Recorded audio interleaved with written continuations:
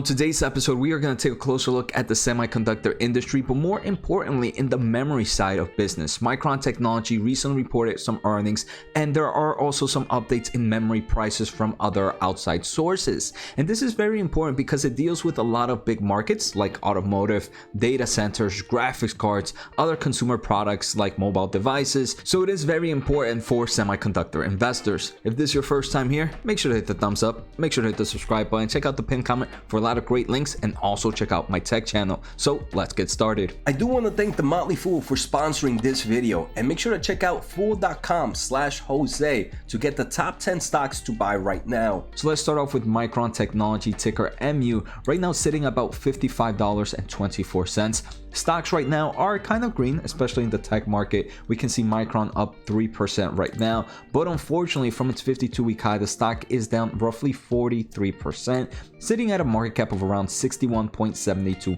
billion. And if you've been watching the channel, you might recall that about 2-3 weeks ago, we did look at this article from Tech Power Up, where they kind of talk a little bit about memory prices based on data collected by TrendForce.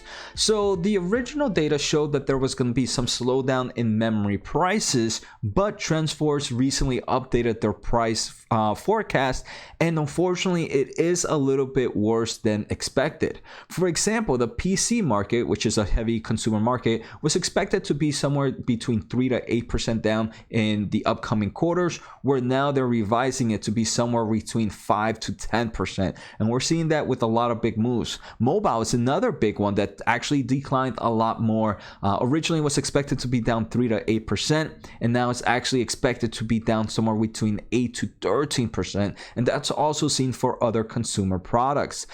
If we take a closer look at two of the ones that were holding the biggest pricing power, the first is server memory, which was expected to be down somewhere between 0 to 5%. Now it's actually expected to be somewhere between 5 to 10%, and graphics memory, which was expected to be 0 to 5%, is now expected to be down 3 to 8%.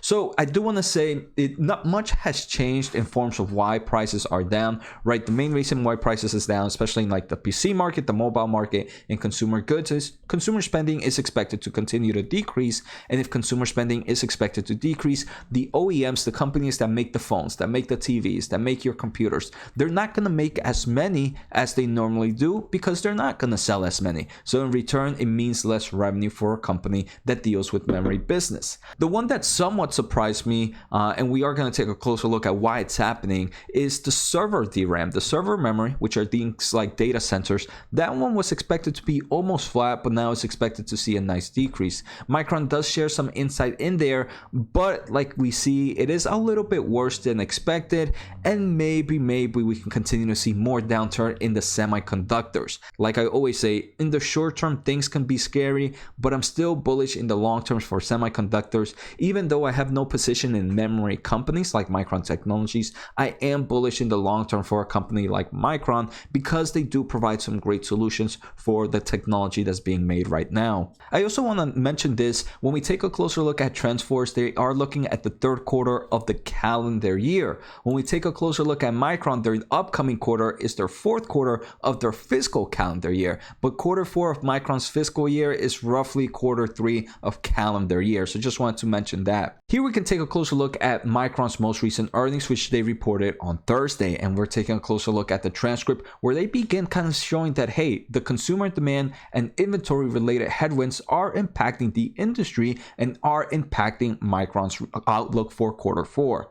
At the end of the day, they still remain confident about the secular demand for memory and storage. And the biggest bearish points is there have been faster slowdown in markets than previously expected. For example, the PC market was expected to be flat in 2022. Now they actually expect a 10% decline compared to 2021. We are also seeing very similar reports in the mobile business, where earlier this year it was expected to grow roughly single-digit percentage growth, so very small percentage growth. Now it's actually expected to decline single digits percentage. So we can see a huge change in the mobile market as well, which is usually a big kind of customer of the memory unit. In forms of the automobile industry, the company is still seeing strong growth there, and also in the industrial market. One of the markets that really surprised me was the data center market. This is right now the largest market for memory and storage today. They do say that despite the strong end demand, they are seeing some enterprise OEM customers want to pare back their memory and storage inventory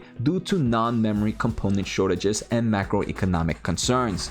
And this is actually one of my bullish cases, right? That data centers are going to continue to increase their spending. And here Micron is actually saying the opposite. They're saying that, hey, right now in the short term, we're actually seeing a bit of a slowdown in data centers. But we have to understand why they're slowing down. One of the major reasons is they are seeing non-memory component shortages. For example, in the transcript, they do talk about NIC cards, which is very important to build data centers, and unfortunately there is a huge shortage there, which is causing companies to be like, hey, since we can't finish our servers, no point in buying more memory at the moment. But I do believe this kind of slowdown, especially in the data centers, will only last very short amount of time, maybe a quarter, maybe two.